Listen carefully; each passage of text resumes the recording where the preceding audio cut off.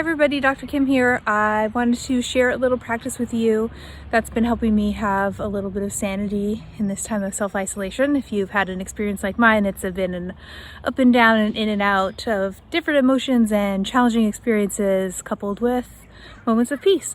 And this is a practice that's helping me cultivate more moments of peace and a little bit more joy.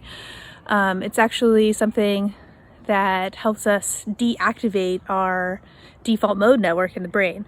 And when the default mode network gets kind of overstimulated and starts going, this is when we are kind of, the mind is wandering, we're daydreaming, we're thinking a lot about the future, we're thinking a lot about the past, and things like acupuncture, meditation, even taking psychedelic drugs actually turns this part of the brain off. And when we do that, we are able to be more present, we're able to experience more oneness and the sense of community with the world, and by doing that we have a lot more peace, a lot more joy. So this practice I call being in wonder like a child, and you might feel kind of stupid doing it and it might be a little bit silly, but it has been really helpful when I'm sitting in my house working on stuff, trying to get things going.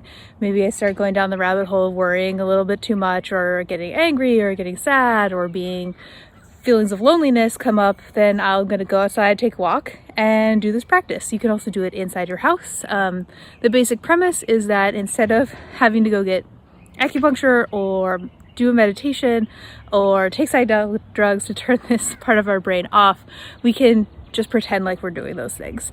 And by doing that, we pretend like we're a child. Children don't have a fully developed default mode network yet, so this is why kids think bubbles are fantastic and why flowers are so pretty, and even cigarette butts and garbage are the most amazing thing in the world, because these are all new things to them that they haven't experienced before. So when we turn it around and start experiencing things like we haven't before, even if we're just pretending that we are, we get to have part of that joy, just like a child does when they are looking at bubbles. So you can do this practice in your mind. You don't have to do it out loud like I'm going to right now, but I'm going to take you through a couple of things and just share with the pattern and thoughts that go on in my brain while I'm doing this practice. So I'm out here walking around the park,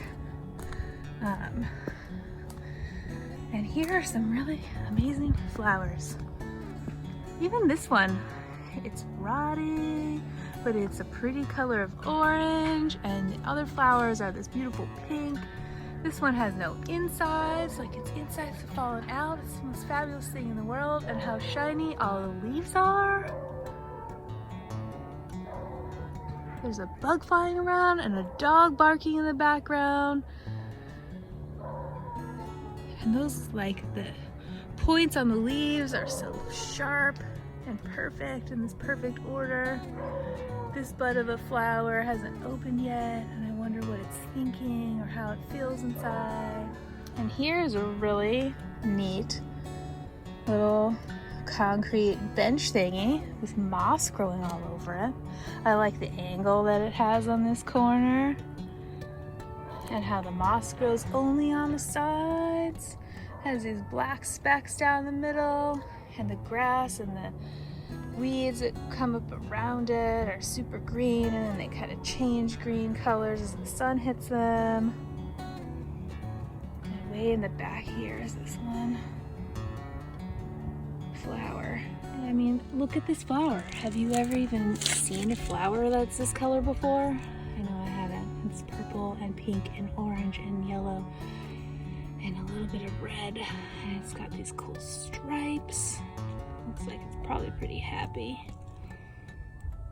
That is a fabulous looking flower.